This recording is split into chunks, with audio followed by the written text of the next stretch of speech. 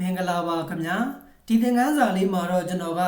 ဖုန်းကအင်တာနက်ကို sharing လုပ်ပြီးတော့မှကွန်ပျူတာမှာချိတ်ဆက်အသုံးပြုတဲ့နည်းလမ်းလေးကိုဒီသင်ခန်းစာလေးမှာကျွန်တော်သင်ပြပေးသွားမှာဖြစ်ပါတယ်ဒီရဲ့သင်ခန်းစာလေးကကွန်ပျူတာအခြေခံသမားလေးတွေအတွက်ရည်ရွယ်တဲ့ကွန်ပျူတာနဲ့အင်တာနက်ချိတ်ဆက်ပြီးတော့မှအသုံးမပြုတတ်သေးတဲ့သင်တန်းသားလေးတွေအတွက်ရည်ရွယ်တယ်ပေါ့နော်ဒီရဲ့နီလန်လေးကကျွန်တော်ကိုမေးထားတဲ့သင်တန်းသားလေးတစ်ယောက်အတွက်လည်းဖြေကြားပြီးသားလေးဖြစ်အောင်ကျွန်တော်အားလုံးလည်းသိချင်နေလောက်တဲ့အတွက်မျှဝေပေးလိုက်တာဖြစ်ပါတယ်ကျွန်တော်တို့ကတခါလေးမှာကွန်ပျူတာနဲ့အင်တာနက်ချိတ်ပြီးတော့အသုံးပြုချင်တယ်ဒါပေမဲ့ကိုယ့်ရှိမှာက wifi မရှိတဲ့အတွက်ကျွန်တော်တို့အင်တာနက်ချိတ်ဖို့ရာအတွက် wifi ကလည်းမရှိဘူးပေါ့နော်ဒီတော့အိမ်မှာက wifi မရှိတဲ့အတွက်ကိုယ့်ရှိမှာရှိနေတဲ့ဖုန်းကအင်တာနက်ကို sharing လုပ်ပြီးတော့မှကွန်ပျူတာမှာ wifi အနေနဲ့ချိတ်ဆက်ပြီးတော့မှအသုံးပြုလို့ရတဲ့နီလန်လေးကိုမျှဝေပေးမှာဖြစ်ပါတယ်ဒီရဲ့နီလန်လေးတွေကကျွန်တော်တို့ဖုန်းနဲ့ဒီကွန်ပျူတာနဲ့ကိုအင်တာနက်ချိတ်ဆက်ပြီးတော့အသုံးပြုခြင်းတဲ့အခါမှာအသွင်ချိုးတွေထိုးပြီးတော့လဲကျွန်တော်တို့အသုံးပြုလို့ရတယ်ဒီတော့ကျွန်တော်ရဲ့ YouTube channel ထဲမှာဖုန်းကအင်တာနက်ကိုကွန်ပျူတာမှာချိတ်ဆက်ပြီးတော့အသုံးပြုတဲ့အခါမှာအသွင်ချိုးထိုးပြီးတော့သုံးလို့ရတဲ့နီလန်လေးကိုလည်းကျွန်တော်မျှဝေပေးထားတာရှိတယ်တကယ်လို့အဲ့ဒီနီလန်လေးကိုသိကျင်နေဆိုရင်လည်းကျွန်တော်ရဲ့ channel ထဲမှာတစ်ချက်လောက်ရှာပြီးတော့လေ့လာကြည့်လို့ရတယ်ပေါ့နော်ကျွန်တော်ဒီသင်ခန်းစာလေးမှာကတော့အသွင်ချိုးထိုးပြီးတော့မှချိတ်ဆက်တဲ့နီလန်မဟုတ်ဘဲနဲ့ဖုန်းက wifi hotspot လွှင့်ပြီးတော့မှကျွန်တော်တို့ကွန်ပျူတာမှာအင်တာနက်ချိတ်ဆက်ပြီးတော့အသုံးပြုတဲ့နီလန်လေးကိုမျှဝေပေးမှာဖြစ်တယ်ဒီတော့ကျွန်တော်တို့ဘယ်လိုမျိုးချိတ်ရလဲဆိုတာလေးကိုတစ်ချက်ပြပေးဖို့ရာအတွက်ကျွန်တော်လက်တွေ့လုပ်ထားတဲ့ဗီဒီယိုဖိုင်လေးရိုက်ထားလိုက်တယ်ပေါ့နော်အဲ့တော့ဒါလေးကိုကျွန်တော်တစ်ချက်ဖွင့်ပြပေးမယ်ဒီထဲကနေပြီးတော့မှကျွန်တော်လုပ်ထားတဲ့ဗီဒီယိုလေးတစ်ချက်လောက်ရိုက်လိုက်တယ်အဲ့တော့ကျွန်တော်တို့အရင်ဆုံးကိုယ့်ရဲ့ဖုန်းမှာအင်တာနက်ဖွင့်ပေးထားဖို့တော့လိုတယ်အင်တာနက်ဖွင့်တာကတော့ကျွန်တော်တို့အားလုံးဖွင့်တတ်လောက်မယ်လို့ထင်ပါတယ်เนาะဖုန်းကအင်တာနက်ဖွင့်တာတော့လွယ်လွယ်လေးပဲကျွန်တော်တို့အင်တာနက်လေးတစ်ချက်လောက်ဖွင့်ပေးမယ်ဖုန်းမှာအင်တာနက်ဖွင့်ပြီးသွားပြီဆိုတာနဲ့တပြိုင်နက်ကျွန်တော်တို့ဘယ်ထဲကိုသွားပေးရမှာလဲဆိုတော့ setting ထဲကိုကျွန်တော်တို့တစ်ချက်လောက်နှိပ်ပေးရ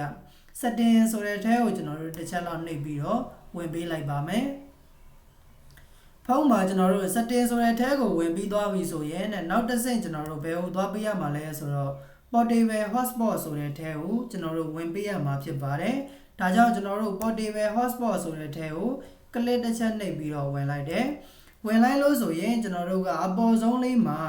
hotspot ဆိုတာလေးကျွန်တော်တို့ portable hotspot ဆိုတဲ့နေရာလေးမှာပိတ်ထားတယ်ပေါ့နော်အဲ့တော့ဒါလေးကိုကျွန်တော်တို့ကတစ်ချက်နှိပ်ပြီးတော့မှဖွင့်ပေးရမှာဖြစ်ပါတယ်ဒီတော့ကျွန်တော်တစ်ချက်လောက်နှိပ်ပြီးတော့မှဖွင့်လိုက်ပါမယ်ဖွင့်ပြီးသွားပြီဆိုရင်တော့ကျွန်တော်တို့ဖုန်းမှာ hotspot လေးကသူကပွင့်သွားတယ် wifi ပုံလေးဖုန်းမှာစပြီးတော့မှတက်လာတာလေးကိုလည်းကိုယ့်ရဲ့ဖုန်းမှာတွေ့ရလိမ့်မယ်ဒီလိုမျိုးတွေ့လာပြီဆိုရင်ဒီရဲ့ hotspot လွှင့်ထားတဲ့ password တွေကိုကျွန်တော်တို့ပေးခြင်းနဲ့ဒါမှမဟုတ်လက်ရှိပေးထားတဲ့ wifi password လေးကိုကိုယ့်ရဲ့ဖုန်းကနေပြီးတော့ပြောင်းခြင်းနဲ့ဆိုရင်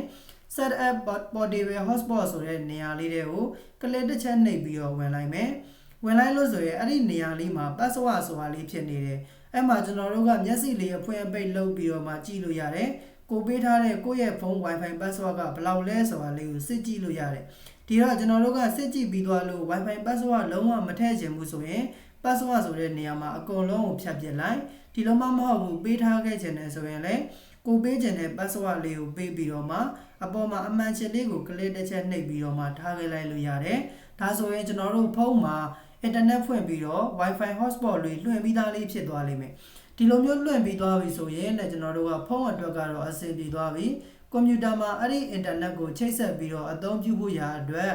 ကွန်ပျူတာရဲ့ညာဘက်အောက်ခြေထောင်သားလေးမှာ wifi ချိတ်ပြီးတော့မှသုံးလို့ရတဲ့အင်တာနက်ချိတ်ဆက်ပြီးတော့အသုံးပြုလို့ရတဲ့ကမ္ဘာလုံးပုံလေးရှိတယ်သူ့ကို click တစ်ချက်နှိပ်လိုက် click နှိပ်လိုက်တာနဲ့တပြိုင်နက်ကျွန်တော်တို့ကိုယ့်ရဲ့ဒီ wifi လွှင့်ထားတဲ့ hotspot လွှင့်ထားတဲ့ဖုန်းနာမည်လေးကျွန်တော်တို့ဒီရဲ့နေရာလေးမှာတက်နေလိမ့်မယ်ပေါ့နော်အဲ့တော့အခုကျွန်တော်ပြပေးတဲ့ဖုန်းလေးက Redmi တိုင်းဖုန်းလေးဖြစ်တဲ့အတွက်ဒီရဲ့ဖုန်းလေးကိုကျွန်တော်တို့တစ်ချက်နှိပ်မယ်နှိပ်ပြီးသွားပြီဆိုရင် connect ဆိုတာလေးကျွန်တော်တို့လုပ်လိုက်မယ် connect လုပ်လိုက်လို့ဆိုရင်သူက check-in network requirement ဆိုပြီးတော့မှအခုလိုမျိုးလေးပြေးနေပြီးတော့မှသူက connect လုပ်မယ်ပေါ့နော်တကယ်လို့ဒီလိုမျိုးလုပ်တဲ့အခါမှာကျွန်တော်တို့ connect တန်းပြီးတော့မဖြစ်ဘူးကျွန်တော်တို့ကဖုန်းက wifi hotspot password လေးကျွန်တော်တို့ထည့်ပေးရမယ်ဆိုရင်အခုလက်ရှိ password လေးကထည့်လို့မရဘူးဖြစ်နေတယ်ဒီလိုမျိုးထည့်လို့မရတဲ့အတွက်ထည့်လို့ရအောင် ဒီရဲ့ကျွန်တော်တို့ပေါ်မှာ right click လေးနှိပ်ပြီးတော့မှ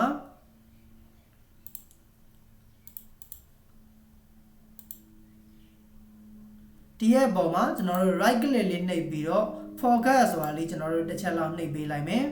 နှိပ်ပြီးတော့ပြီဆိုမှကျွန်တော်တို့ connect ဆိုတာလေးပြန်လုပ်လိုက်ဒီမှာကျွန်တော်တို့ enter the network security key ဆိုပြီးတော့ password လေးတောင်းနေပါတယ်ဒီလိုမျိုးလေး password တောင်းနေပြီဆိုရင်တော့ကိုယ့်ရဲ့ဖုန်းမှာ set up portable hotspot ဆိုတဲ့နေရာလေးမှာပေးထားခဲ့တဲ့ password လေးကိုကျွန်တော်တို့ဒီရဲ့နေရာလေးမှာရိုက်ထည့်ပေးရမှာဖြစ်ပါတယ်ဒီတော့ကျွန်တော် password လေးရိုက်လိုက်မယ်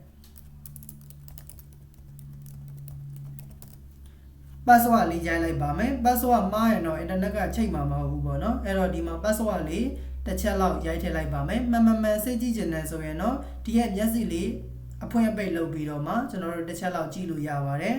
ဒါလေးထည့်ပြီးသွားပြီဆိုရင်တော့နှိပ်ဆိုတာလေးနှိပ်မယ် yes ဆိုတာလေးကိုကျွန်တော်တို့နှိပ်လိုက်တယ်ဆိုရင်တော့ကျွန်တော်တို့ check in network requirement ဆိုပြီးတော့မှသူက internet စပြီးတော့ချိန်နေတယ်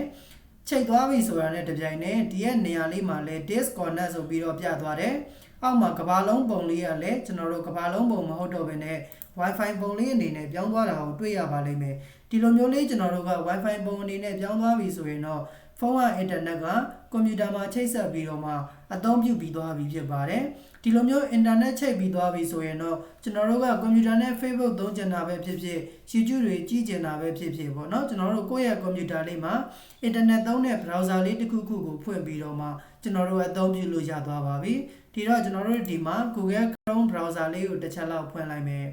ဖွင့်ပြီးသွားပြီဆိုရင်တော့တကယ်လို့ Facebook သုံးချင်တယ်ဆိုရင်တော့အခုအချိန်မှာကကျွန်တော်တို့ VPN တွေခံပြီးတော့မှသုံးနေရတာဖြစ်တဲ့အတွက်ကျွန်တော်တို့ Google Chrome မှာ VPN လေးကျွန်တော်တို့ထည့်ပြီးတော့မှအသုံးပြုလို့ရပါတယ်တကယ်လို့ကျွန်တော်တို့ဒီကိုယ်တိုင်းကွန်ပျူတာနဲ့ Facebook အသုံးမပြုတတ်သေးဘူးဆိုရင်လည်းကျွန်တော်ရဲ့ YouTube channel လေးထဲမှာကွန်ပျူတာနဲ့ Facebook အသုံးပြုနေ VPN ထည့်သွင်းတဲ့နည်းလမ်းလေးလည်းကျွန်တော်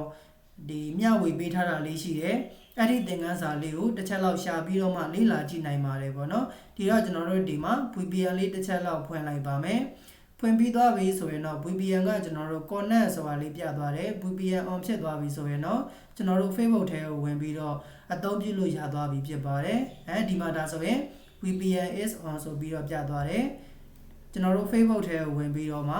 ကျွန်တော်တို့အသုံးပြုလို့ရသွားပြီပေါ့နော်ကျွန်တော်တို့ Facebook ထဲကိုဝင်အသုံးပြုလို့ရသွားပြီဖြစ်ပါတယ်အဲ့တော့ဒီရဲ့သင်ခန်းစာလေးကတော့ကျွန်တော်တို့ Facebook အသုံးပြုတဲ့နည်းလမ်းလေးကိုသင်ပြပေးမှာမဟုတ်တဲ့အတွက် Facebook ကိုတော့အသုံးပြုမပြပေးတော့ဘူးဒီတော့ကျွန်တော်တို့ဒီသင်ခန်းစာလေးမှာကဖုန်းက internet ကိုကွန်ပျူတာမှာ sharing လုပ်ပြီးတော့မှကွန်ပျူတာမှာချိတ်ဆက်အသုံးပြုတဲ့နည်းလမ်းလေးဖြစ်ပါတယ်ဒီရဲ့သင်ခန်းစာလေးကမသိသေးတဲ့သူတွေအတွက်ရည်ရွယ်တယ်ကွန်ပျူတာအခြေခံသမားလေးတွေအတွက်ရည်ရွယ်ပြီးတော့သင်ကြားပေးတာဖြစ်တဲ့အတွက်လုံးဝမသိသေးတဲ့သူတွေအတွက်ကတော့အရန်ကိုမှအသုံးဝင်မှာဖြစ်ပါတယ်ဒါလေးကိုကိုယ်တိုင်လက်တွေ့လိုက်ပြီးတော့မှလေ့ကျင့်ကြည့်ပေးပါ